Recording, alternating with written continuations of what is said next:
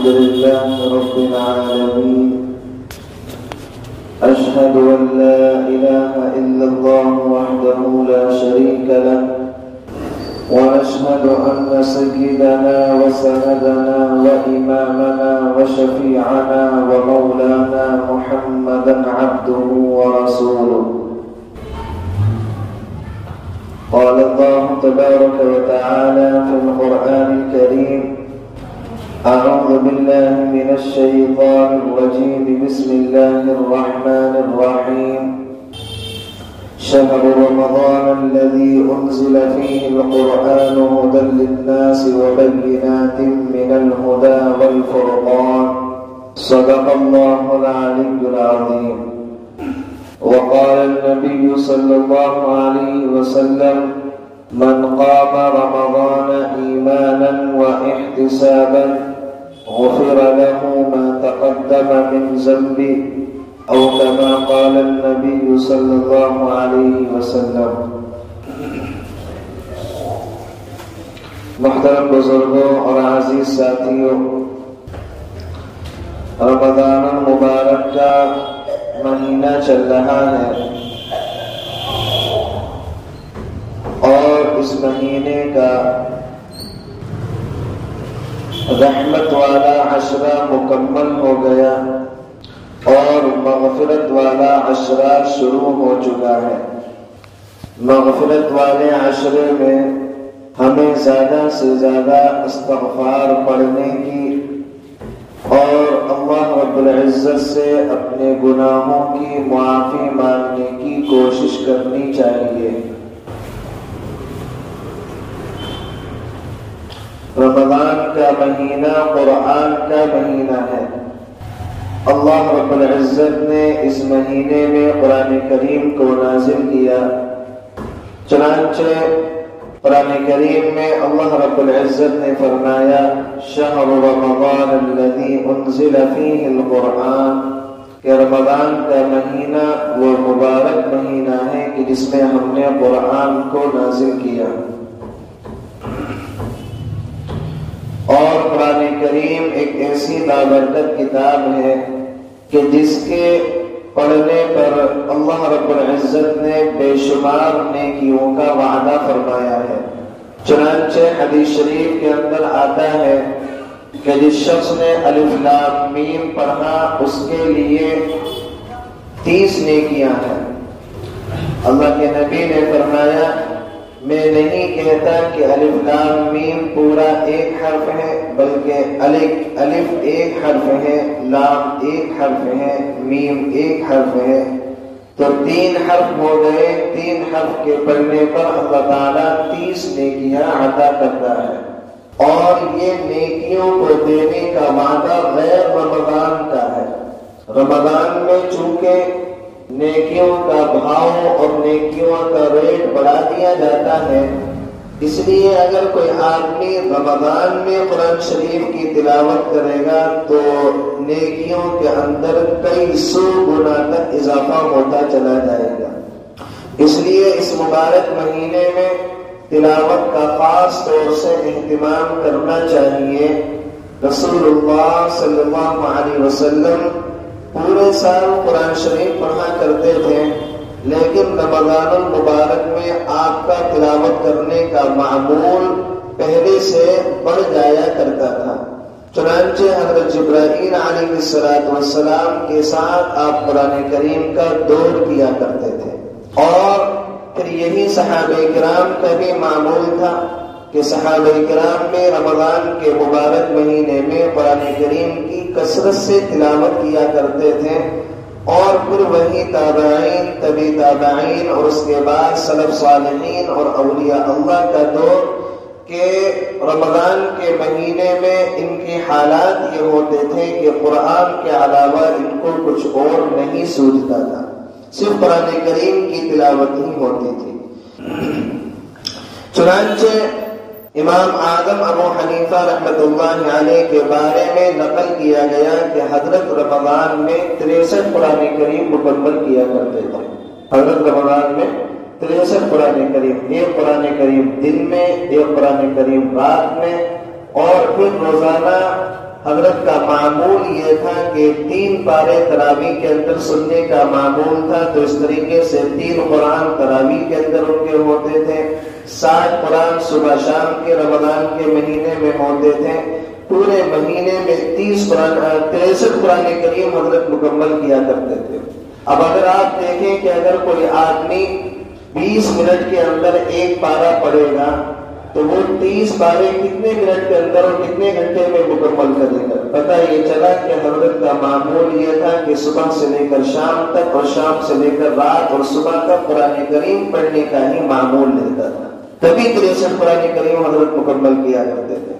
شیخ عبد القادر جیلانی کے بارے میں آتا ہے کہ حضرت 60 قرآن کریم رمضان میں ختم کیا کرتے تھے، اور اسی طریقے سے حضرت امام محمد رحمۃ اللہ علیہ جو امام صاحب کے شاگرد ہیں، ان کے بارے میں آتا ہے کہ حضرت نے تو 1 ہفتے میں قرآن کریم کا حفظ مکمل کر لیا تھا، 1 ہفتے کے اندر 30 پاروں کو اگر آپ 60 جگہ ڈیوائڈ کرو گے تو لگا دیں کہ روزانہ کتنے پارے حضرت حفظ کیا کرتے تھے۔ تو یہ قرآن کریم سے ان لوگوں کا بے انتہا درجے کا تعلق تھا کہ جس کی وجہ سے پھر اللہ تعالیٰ نے ان کو دنیا کے اندر ایسی عزتوں سے سرفراز کیا، اللہ تعالیٰ نے ان کو ایسے مرتبوں سے نوازا۔ امام محمد رحمۃ اللہ علیہ نے ایک کتاب لکھی جامع الکبیر نام کی۔ کیا نام تھا؟ جامع الکبیر اس کتاب کا نام تھا۔ اس کتاب کو پڑھ کر ایک یہودی مسلمان ہو گیا اور اس نے کہا کہ جب تمہارے چھوٹے محمد کا یہ حال ہے تو بڑے محمد کا کیا حال ہے؟ حضرت نے ایک کتاب لکھی مبسوط نام کی، 1000 صفحوں کی ایک جلد ہے، 6 جلدیں حضرت نے لکھی ہیں، 6000 صفحے ہو گئے۔ اس کتاب کو دیکھ کر ایک یہودی نے اسلام قبول کر لیا کہ تمہارے چھوٹے محمد کے علم کا یہ عالم ہے تو تمہارے بڑے محمد کا کیا حال ہوگا؟ اللہ تعالیٰ نے ان کو مرتبوں سے کس لیے نوازا؟ اس لیے نوازا کہ ان لوگوں کی زندگی میں قرآن کریم رچ بس گیا تھا، تبھی اللہ تعالیٰ نے ان کو یہ مقام عطا کیا۔ حضرت امام محمد رحمۃ اللہ علیہ کے بارے میں آتا ہے کہ حضرت کا دنوں رات قرآن کریم کی تلاوت میں گزرا کرتا تھا۔ جو آدمی 1 ہفتے کے اندر حفظ مکمل کر لے اس کے حافظے کا عالم کیا ہوگا؟ کہ جس کے علم کی یہ حالت ہے کہ اس کی کتاب کو دیکھ کر لوگ کلمہ پڑھ رہے ہیں۔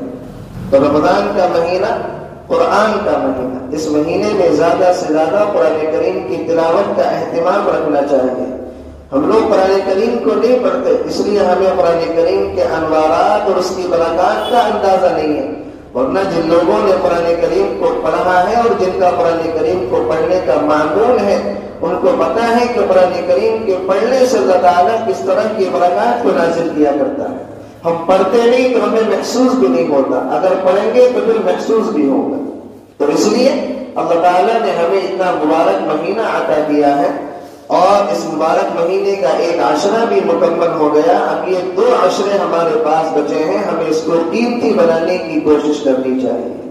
ہم لوگ کیا ہے، عبادات کے اندر ڈنڈی مارنے کے عادی ہو گئے ہیں، پورے سال اللہ تعالیٰ کی نعمتوں کو استعمال کرتے ہیں، پورے سال اللہ تعالیٰ کا دیا ہوا کھاتے ہیں، پورے سال اللہ تعالیٰ کا دیا ہوا پہنتے ہیں، لیکن ہماری پورے سال عبادات میں تو ڈنڈی چلتی ہی ہے۔ رمضان کے اندر بھی ہم لوگ ڈنڈی مارتے ہیں۔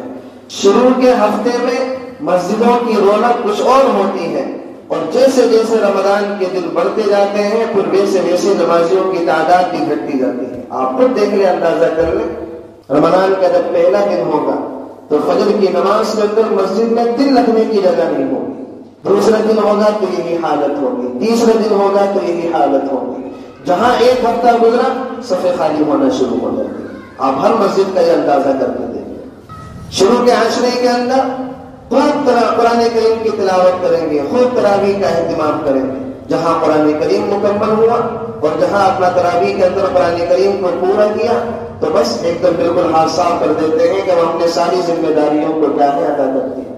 اللہ تعالیٰ سے مال و دولت بھی خوب چاہیے، اللہ تعالیٰ سے اولاد بھی نیک چاہیے، اللہ تعالیٰ سے اچھی اچھی نعمتیں بھی چاہیے، اللہ تعالیٰ سے اچھا اچھا گھر بھی چاہیے، اللہ تعالیٰ سے اچھا اچھا کھانا بھی چاہیے، لیکن اس کے جواب میں اللہ تعالیٰ کہیں کہ میری 1 مہینے ذرا لگ کر عبادت کر لو تو اس میں ہماری جان نکلا کرتی ہے۔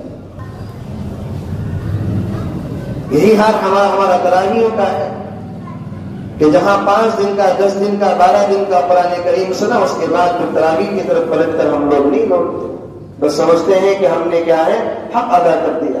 حالانکہ تراویح کے اندر قرآن کریم کو سننا یہ ایک الگ سنت ہے، اور پورے مہینے تراویح کا اہتمام رکھنا یہ ایک الگ مستقل سنت ہے۔ تو خدا کے واسطے اپنے مزاج کو بدلیں، اپنے معمول کو بدلیں۔ ہمارا معمول رمضان کے اندر بھی وہی لاپرواہی والا ہوتا ہے جو پورے سال کا ہوتا ہے، کہ جس طریقے سے پورے سال ہمیں نمازوں کا کوئی خاص اہتمام نہیں، وہی کنڈیشن ہماری رمضان کے اندر بھی ہوتی ہے۔ اور جیسے جیسے یہ مہینہ آگے بڑھتا جائے گا، جیسے جیسے آگے بڑھے گا، ویسے ویسے پھر مسجدیں بھی ہلکے ہلکے خالی ہونا شروع ہو جاتی ہیں۔ تو یہ مبارک مہینہ اللہ تعالیٰ نے ہمیں عطا کیا، اس مبارک مہینے کی قدر کریں۔ 20 دن آپ کے پاس بچے ہیں، تو یہ مہینہ پورے سال کے لیے آپ کے پاس نہیں آیا۔ ہمارا رویہ رمضان کے ساتھ یہ ہوتا ہے کہ جیسے یہ پورے سال کے لیے ہم پر مسلط ہوا ہے، حالانکہ صرف 1 مہینے کے لیے آتا ہے۔ صرف 1 مہینے کے لیے اللہ تعالیٰ ہم سے تھوڑی سی عبادات کی زیادتی چاہتا ہے، لیکن ہم سے وہ بھی ادا نہیں ہو پاتی۔ تراویح کا خاص اہتمام رکھیں۔ اور میں آپ کو ایک بات بتاؤں، آج کل بعض لوگوں کی طرف سے، خاص طور سے شیعہ حضرات کی طرف سے یہ پروپیگنڈا چلایا جا رہا ہے کہ تراویح کی سرے سے کوئی نماز ہی نہیں ہے۔ میرے پاس کئی لوگوں کے سوال آئے، مجھ سے کئی لوگوں نے پوچھا کہ شیعہ حضرات نے یہ بات چلانی شروع کر دی ہے اور نوجوانوں تک پہنچائی جا رہی ہے، اور پھر سوشل میڈیا پر جو نام نہاد مذہبی اسکالر بنے بیٹھے ہیں، جن کو نہ دین کا پتہ، نہ دنیا کا پتہ، نہ شریعت کا پتہ، ان لوگوں نے یہ بات عوام میں چلانی شروع کر دی ہے کہ تراویح تو سرے سے کوئی نماز ہی نہیں ہے، اس نماز کو ہم کیوں پڑھیں؟ حالانکہ پیغمبر علیہ السلام سے یہ نماز پڑھنا ثابت ہے، صحابہ کرام سے یہ نماز پڑھنا ثابت ہے۔ پیغمبر علیہ السلام نے صحابہ کرام کو 3 دن تراویح کی جماعت کرائی۔ چوتھے دن جب اللہ کے نبی نے دیکھا کہ مسجد کے اندر معمول سے زیادہ بھیڑ ہے اور صحابہ کرام اس نماز کے اندر معمول سے زیادہ دلچسپی لے رہے ہیں، اللہ کے نبی اپنے حجرے سے باہر نکل کر نہیں آئے کہ کہیں ایسا نہ ہو صحابہ کرام کے اس ذوق و شوق کو دیکھ کر اللہ تعالیٰ اس نماز کو فرض نہ کر دے کہ امت کے لیے 5 پڑھنا بھاری ہو رہی ہے، 20 اور الگ سے فرض ہو جائیں گی تو کہاں سے ادا کرے گی؟ یہاں ہماری حالت یہ ہے کہ ہم 5 میں ڈنڈی مار دیتے ہیں۔ اگر یہ تراویح کی 20 رکعت اور فرض ہو جاتی تو کون اس کو ادا کرتا؟ پیغمبر علیہ السلام نے جب چوتھے دن یہ دیکھا کہ مسجد کے اندر مجمع زیادہ ہے اور صحابہ کرام اس نماز میں خوب دلچسپی لے رہے ہیں، اللہ کے نبی اپنے حجرے سے باہر نکل کر نہیں آئے، اللہ کے نبی اندر ہی آپ نے تشریف رکھی اور کہا کہ مجھے یہ ڈر ہے کہ صحابہ کرام کے اس ذوق و شوق کو دیکھ کر اللہ تعالیٰ اس نماز کو کہیں فرض نہ فرما دے۔ چنانچہ پیغمبر علیہ السلام نے 3 دن صحابہ کرام کو جماعت کروائی، لیکن اللہ کے نبی باہر نکل کر تشریف نہیں لائے، صحابہ کرام الگ الگ پڑھا کرتے تھے۔ اللہ کے نبی نے صحابہ کرام کو تو نہیں روکا، صحابہ کرام تراویح پڑھا کرتے تھے، الگ الگ متفرق ہو کر پڑھتے تھے۔ اللہ کے نبی نے کسی صحابی کو نہیں روکا بھائی تم یہ نماز کیوں پڑھ رہے ہو۔ اللہ کے نبی اس دنیا سے رخصت ہو گئے، حضرت ابو بکر صدیق رضی اللہ عنہ کا زمانہ آیا۔ حضرت ابو بکر صدیق رضی اللہ عنہ کے زمانے میں بھی صحابہ کرام کا معمول یہ ہوتا تھا کہ تراویح کی نماز متفرق پڑھا کرتے تھے، الگ الگ پڑھا کرتے تھے۔ اور حضرت ابو بکر صدیق رضی اللہ عنہ کا 2 سال خلافت کا دور رہا ہے اور یہی معمول چلتا رہا، لیکن حضرت ابو بکر صدیق رضی اللہ عنہ نے اس کو اس طرف توجہ یوں نہیں فرمائی کہ حضرت ابو بکر صدیق رضی اللہ عنہ کا جو دور ان کو حضرت کو ملا ہے وہ بڑا عجیب کشمکش کا دور تھا کہ اللہ کے نبی کے اس دنیا سے جاتے ہی نئے نئے فتنے شروع ہو گئے۔ کسی نے زکات دینے سے منع کر دیا، کوئی نبوت کا دعویٰ کرنے لگا، کسی قبیلے نے نماز پڑھنے سے انکار کر دیا۔ تو حضرت ابو بکر صدیق رضی اللہ عنہ ان فتنوں کا سر کچلنے میں ہی رہ گئے۔ 2 سال حضرت نے خلافت کی، حضرت بھی اس دنیا سے رخصت ہو گئے۔ دور فاروقی آیا، دور فاروقی کا پہلا سال بھی انہی فتنوں میں چلا گیا۔ دوسرے سال میں دور فاروقی کا جو دوسرا سال آیا، حضرت عمر فاروق رضی اللہ عنہ مسجد کے سامنے سے رمضان میں گزرے تو دیکھا کہ صحابہ کرام الگ الگ یہ نماز پڑھ رہے ہیں اور الگ الگ تراویح کو ادا کر رہے ہیں۔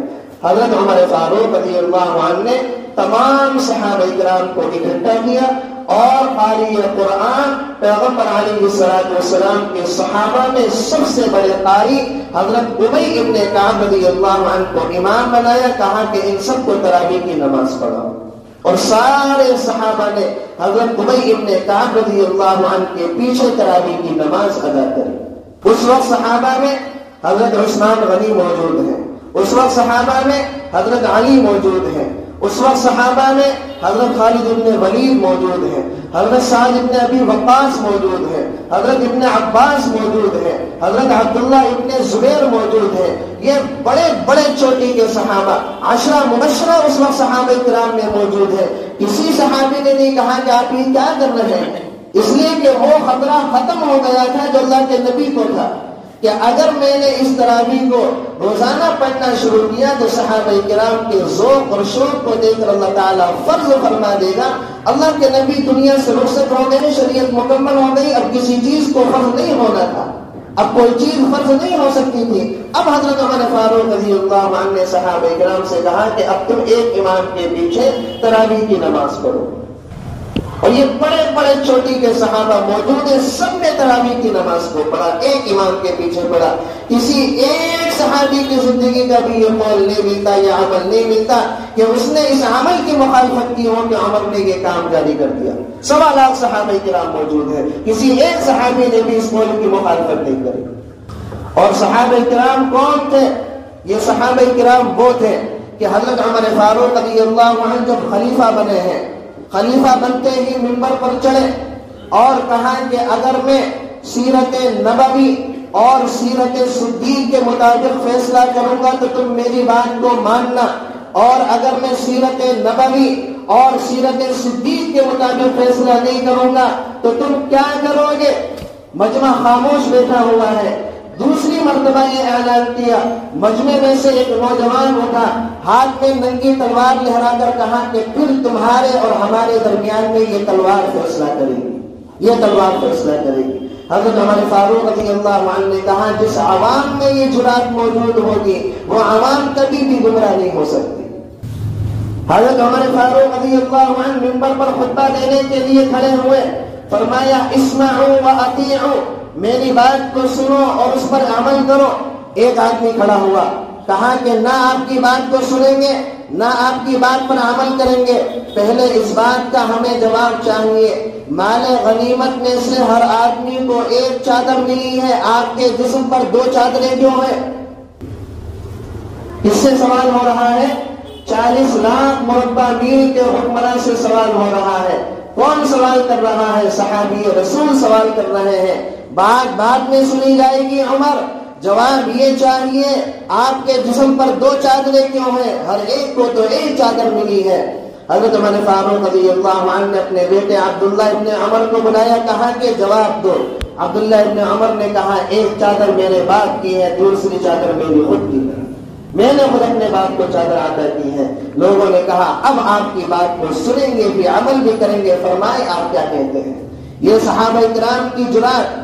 عبداللہ ابن عمر رضی اللہ عنہ کے سامنے ایک شخص نے مسجد نبوی کے اندر چھینکا اور کہا الحمدللہ والصلاۃ علی رسول اللہ۔ جملہ کوئی غلط نہیں ہے، اللہ تعالیٰ کا شکر ہے اور پیغمبر علیہ السلام پر صلاۃ و سلام ہے، جملہ تو کوئی غلط نہیں ہے۔ عبداللہ ابن عمر نے کہا نکالو اس بدعتی کو مسجد سے، اللہ کے نبی سے صرف الحمدللہ کہنا ثابت ہے، اس نے والصلاۃ علی رسول اللہ کا اضافہ کیوں کیا؟ نکالو اس کو مسجد سے۔ یہ صحابہ کرام ہے کہ دین کے اندر ذرا سی زیادتی بھی ان کو برداشت نہیں ہے۔ حضرت امیر معاویہ رضی اللہ عنہ خانہ کعبہ کا طواف کرتے ہیں، خانہ کعبہ کے چاروں کونوں کو بوسہ دیتے ہیں۔ ابن عباس رضی اللہ عنہ نے حضرت امیر معاویہ کا ہاتھ پکڑ لیا، کیا کر رہے ہو؟ صرف حجر اسود کو بوسہ دینا ثابت ہے، چاروں کونوں کو بوسہ دینا ثابت نہیں، کیا کر رہے ہو؟ امیر معاویہ رضی اللہ عنہ نے کہا میری غلطی ہے، مجھ سے غلطی ہوئی۔ یہ صحابہ کرام ہے کہ جن کو ذرہ برابر دین کی زیادتی بھی برداشت نہیں ہے. ان صحابہ کرام کے سامنے عمر فاروق رضی اللہ عنہ نے تراویح کی نماز جماعت سے شروع کروائی. کسی ایک صحابی کا بھی عمل نہیں ملتا، کسی ایک صحابی کا بھی قول نہیں ملتا کہ اس نے حضرت عمر فاروق رضی اللہ عنہ کے اس عمل کی مخالفت کی ہو، اس لیے کہ صحابہ کرام کو پتا تھا کہ عمر نے جو جاری کیا ہے وہ صحیح کام جاری کیا ہے. اور حضرت علی رضی اللہ عنہ تو یہ فرمایا کرتے تھے اللہ تعالیٰ حضرت عمر کی قبر میں نور بھر دے، اللہ تعالیٰ حضرت عمر کی قبر پر کروڑوں رحمتیں نازل فرمائے کہ عمر نے ہماری مسجدوں کو منور کر دیا، عمر نے ہماری مسجدوں کو منور کر دیا. حضرت علی رضی اللہ عنہ تو یہ کہا کرتے تھے. اس پر یہ کہنا کہ تراویح اللہ کے نبی نے نہیں پڑھی، نہیں، اللہ کے نبی نے تراویح پڑھی ہے، لیکن اللہ کے نبی نے تراویح کی پابندی یوں نہیں فرمائی کہ اگر میں پابندی کروں گا تو امت پر یہ نماز فرض ہو جائے گی. لیکن صحابہ کرام نے اللہ کے نبی کے سامنے تراویح پڑھی، اللہ کے نبی نے کسی کو نہیں روکا. دور صدیقی میں تراویح پڑھی گئی، کسی کو نہیں روکا گیا. دور فاروقی میں تراویح کو جماعت سے کروایا گیا، کسی ایک صحابی کا بھی قول نہیں ملتا کہ اس نے اس بات پر نکیر کی ہو. اور دوسری بات، پیغمبر علیہ السلام نے فرمایا علیکم بسنتی وسنت الخلفاء الراشدین المہدیین، تم پر لازم ہے کہ میرے طریقے پر چلو اور میرے چاروں خلیفہ کے طریقے پر چلو. چلو اگر تراویح کی نماز پیغمبر علیہ السلام سے ثابت نہ بھی ہوتی تو تراویح کی نماز حضرت عمر فاروق رضی اللہ عنہ سے ثابت ہو گئی. اور اللہ کے نبی کا ارشاد ہے کہ میرے طریقے پر چلو، میرے چاروں خلیفہ کے طریقے پر چلو. عزو علیہا بالنواجذ، اپنی داڑھوں سے میرے طریقے کو، میرے خلیفہ کے طریقے کو مضبوطی کے ساتھ پکڑ لو.